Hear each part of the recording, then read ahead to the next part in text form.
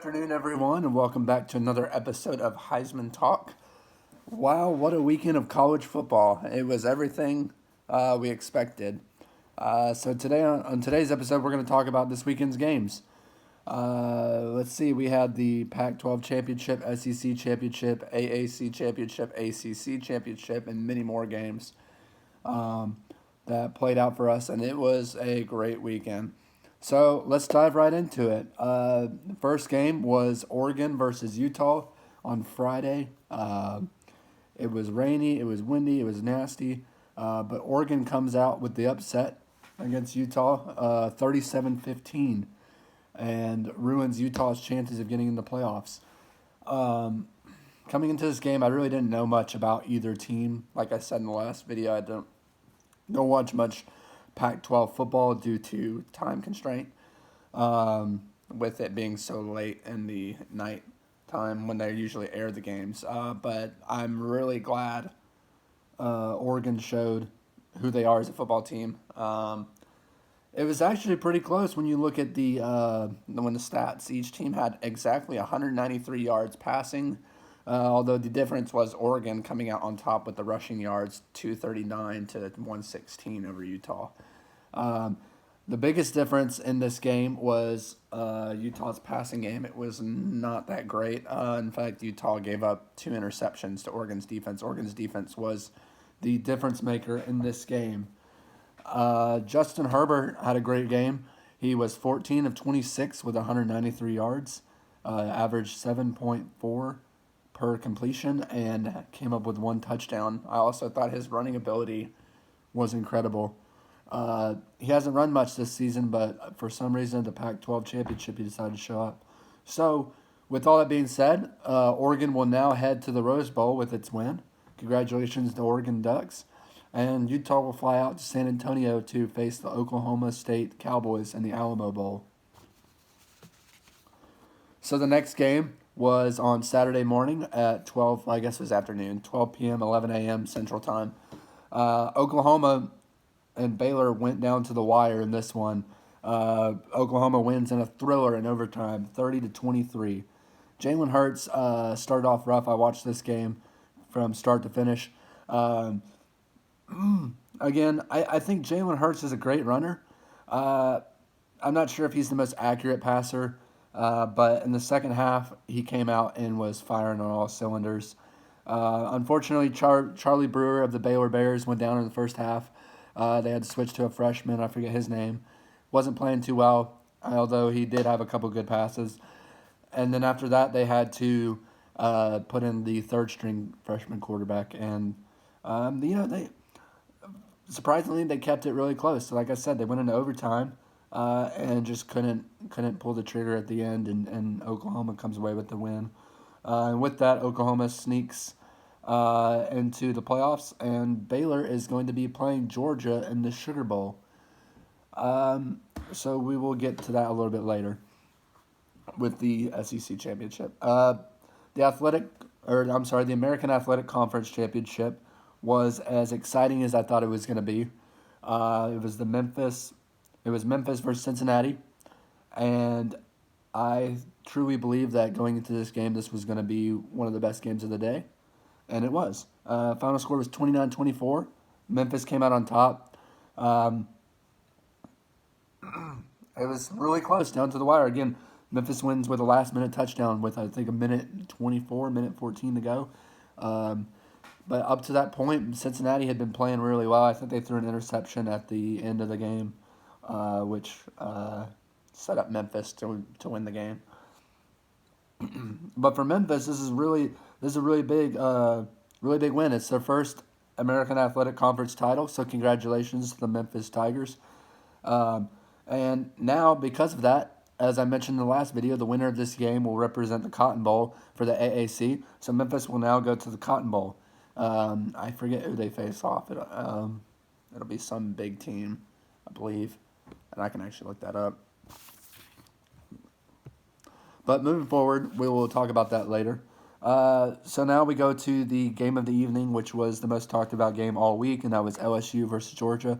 Was Georgia's defense going to be good enough to contest with Joe Burrow's in the high-flying offense of the LSU Tigers.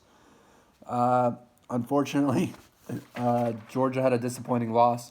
Although Joe Burrow's made a Heisman statement, if he hasn't already all year, he went 28 for 38. He had 349 yards and 4 touchdowns, 0 interceptions, giving him a quarterback rating of 87.5. He played lights out, and not to mention average of 9.2 yards per throw. And LSU's defense made Fromm uncomfortable all night long. I thought Fromm came out and started really well. He was accurate. He was throwing the ball on the money, and his receivers were not taking care of business. They were not catching it for him. And unfortunately, because of that, I think it threw him a little off. Ended up losing confidence. He ended the game 20 for 42, 225 yards, 1 touchdown, 2 interceptions. His interceptions didn't help the defense. I thought the defense played really well in the first half. They gave up a lot of points, but I think that's mostly just because the offense struggled. Offense struggled for Georgia and didn't fare well with the defense. It gassed the defense, and the defense just couldn't handle their own. Georgia wasn't able to put up points. So LSU dominates Georgia 37-10. Because of that, now LSU makes its first playoff appearance in the new era of the college football playoffs. So congratulations to the LSU Tigers.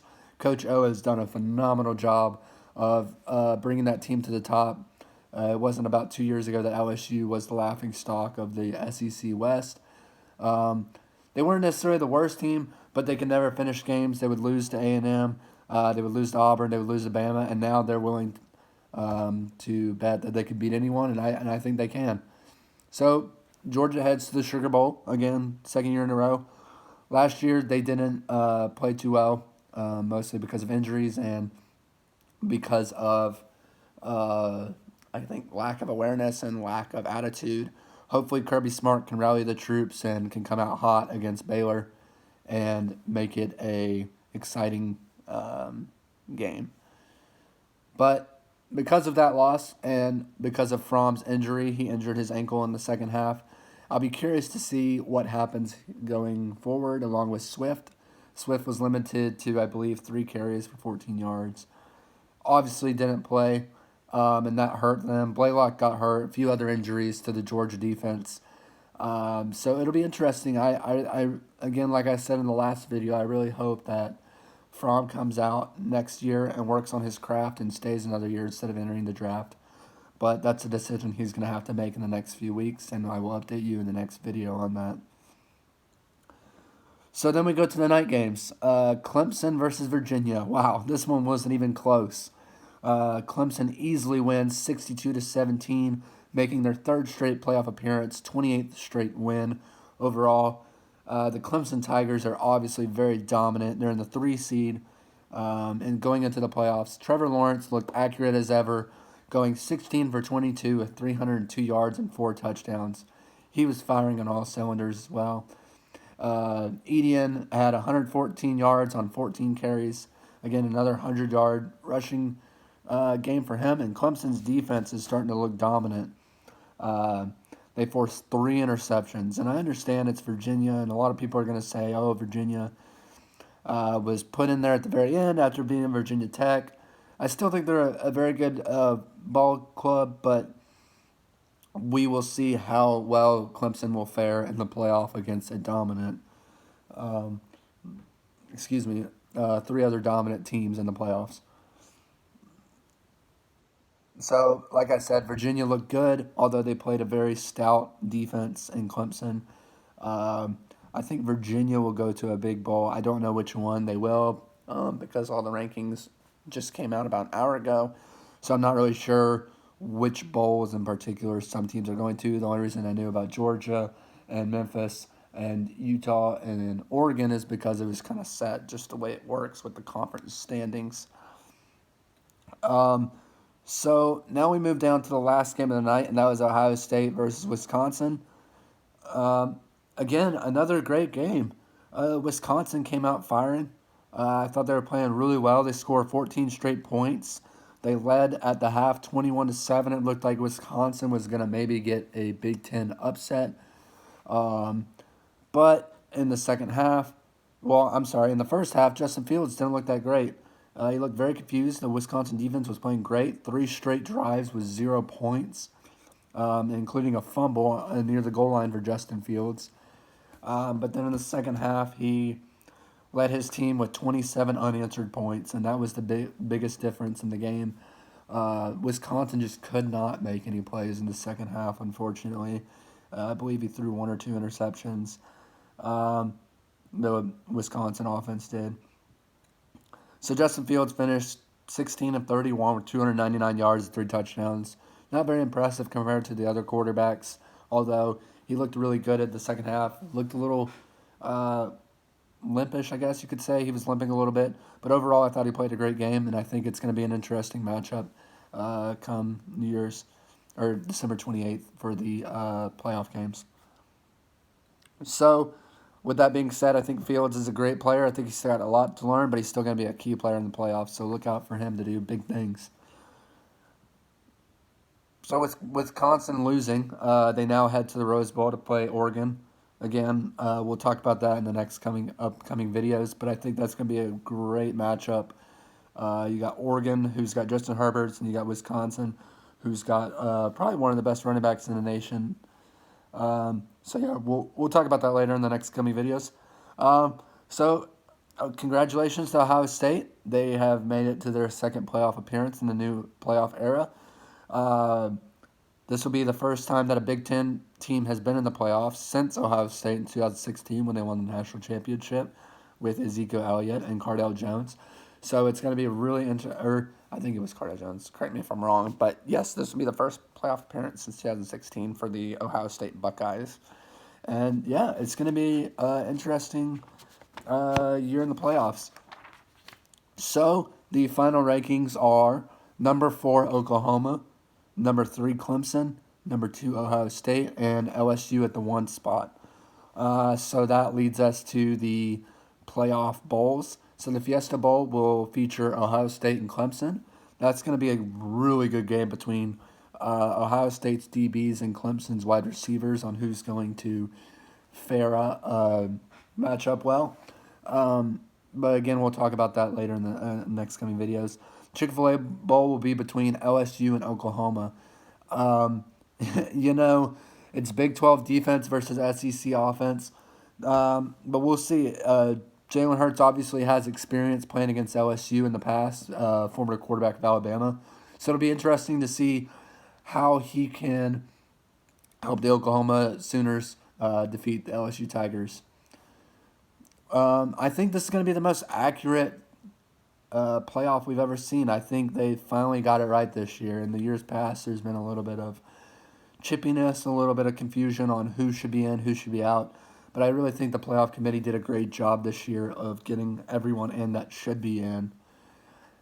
So, yeah, we're going to have some exciting matchups with explosive playmakers. You have Justin Fields, Trevor Lawrence, Etienne, wide receivers of Clemson. You'll have Jalen Hurts and the Oklahoma Sooners with